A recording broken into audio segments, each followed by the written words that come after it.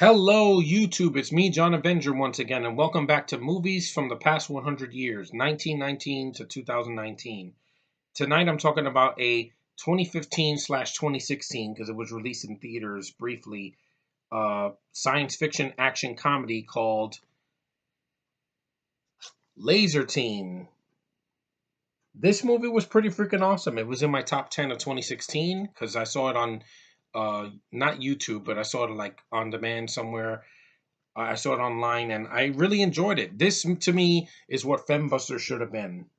Four people, well, this is five because the girl's there, but four people that get these abilities and, they find a suit that, helps them, you know, fight. And it's basically like Mega Man if you made a live action Mega Man movie, but each part of Mega Man was on different actors. The film is basically, it feels like a not a fan film, like an independent movie. It was put on YouTube Red, and it was in a film festival in 2015, Fantastic Fest. But in the U.S., it came out in January. It's 102 minutes. It's not very long, so it's shorter than Fembusters. It's not 2 hours long, and the budget was $2.4 million. And this movie looks better than a movie that cost $200 million. I could say that without hesitation. This movie is really funny, and I really like the cast for the most part. I'll get to that. And it was filmed in Austin, Texas, and New Mexico. So, yeah, it had a sequel. I haven't watched the sequel yet, so I'm not reviewing the sequel. But the cast is pretty good. I mean, I like the Bernie Burns is Anthony Hagen. He's a traffic cop and a member of the Laser Team. He wears the left arm of the suit, like Mega Man.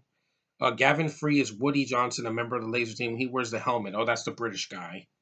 I thought he was okay. It wasn't really that great. Michael Jones is Zach Spencer, a member of the Laser Team and Mindy's boyfriend. Zach wears the right arm, which has the energy cannon. That's Mega Man's blasting arm. Colton Dunn, that's the black guy. He's Herman Mendoza, a former football player and a member of the Laser Team. Herman wears the boots. Yeah, it makes him run fast like the Flash.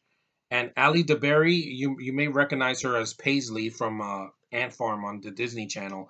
She's Mindy Hagen, and she's actually good here. And she's not a dumbass. She's likable, and she's strong. You also have Alan Ritchson as Adam, the champion of the Earth. He was in the 2014 Ninja Turtles movie as Raphael. And there were cameos as well, but from people I've never heard of. But it's a fun movie for what it is. The film had a lot going for it because it was original. It wasn't another comic book movie. It wasn't based on a book. It wasn't based on a cartoon. It wasn't based on a live action show. It's an original movie. That's something we don't get anymore because now everything has to be a damn sequel, a remake, a prequel, a spin-off, or building a cinematic universe. This didn't have to do that. Well, here's the plot.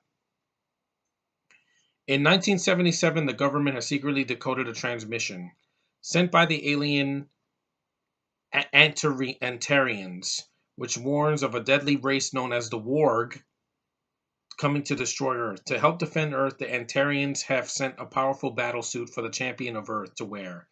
The government begins training a boy named Adam from birth to be the champion. 38 years later, Officer Anthony Hagen arrests Zach Spencer for causing trouble at a party and begins to drive him away, only to find Woody Johnson and Herman Mendoza shooting unauthorized fireworks.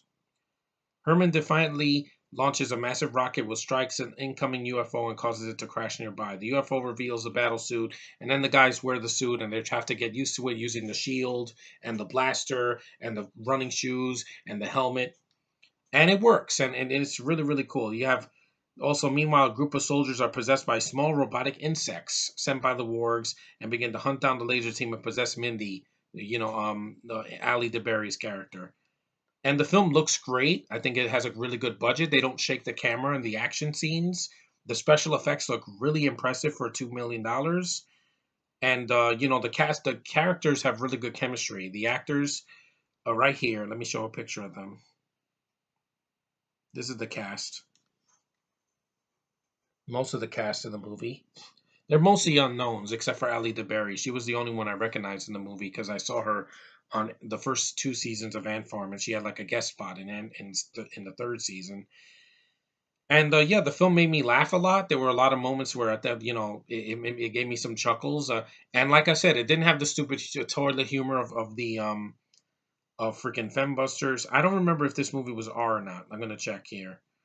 Um, but yeah, the film is not too violent. So let me see here. It was a PG-13, but it doesn't have the stupid fart queef jokes of Fembusters.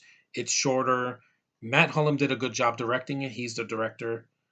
Um, and Bernie Burns, the guy that plays the lead, also wrote the movie, and it was pretty witty and fun and well produced and well written. And this guy, let me see, he directed The Schedule from 1997. He did some shorts, and he produced a lot of films. He was the producer on The Faculty, and I know he did the visual effects for Driven, Red versus Blue, Day 5, and The Faculty. So yeah, the special effects for this movie, considering this was not a mainstream release, it was released on YouTube Red, and it was at a film festival, and it was a limited release in theaters. But it counts for this month because I didn't review it, and it's a lot of fun, guys. If you never heard of it, check it out. If you have YouTube Red, you can watch it probably there or stream it somewhere online. It's definitely worth your time. It got a 5.6 on IMDb. It's not that terrible. It's way better than Fembusters. And like I said before, it's fun and original. And it works as a freaking movie. And if you've never seen a sci-fi action comedy that's not, like Ghostbusters or like I don't know, at the World's End or no or anything else like that, yeah, or like Galaxy Quest or something like that, yeah, this is definitely something new, and it works for what it is. And the film, yeah. Are there problems? Yeah, there's some problems. There, like I said, the British guy's not really that good in the film. He's just there because he has like a southern accent, and then for whatever reason he has a helmet on. It's like, oh, I could speak properly now, and I'm like, no, that would just came out of nowhere. It makes no sense. But the film's premise is cool. I like the effects. I like the most of the rest of the cast. Ali DeBerry has a scene where she beats up her boyfriend. She's doing some pretty good moves on him. She's very gorgeous in the movie. She has like a red cheerleader outfit instead of a purple one. And like I said, it's a fun ride. And if you never heard of it, well, you've heard of it now because I like to review movies that are not, that are completely original. See, it says YouTube Red Original Movie. Basically, this came out like around when Netflix was making movies, and it's not some poorly, produced movie. It has a budget, and it was nominated for an award. It got a Streamy Award for Best Feature. It's a lot of fun, guys. If you turn your brain off and you want to see a wild action comedy that's a lot of fun and not pandering and non-pretentious and has like a lot of things going for it, I would say check it out because I liked it. It was one of my top 10 of 2016.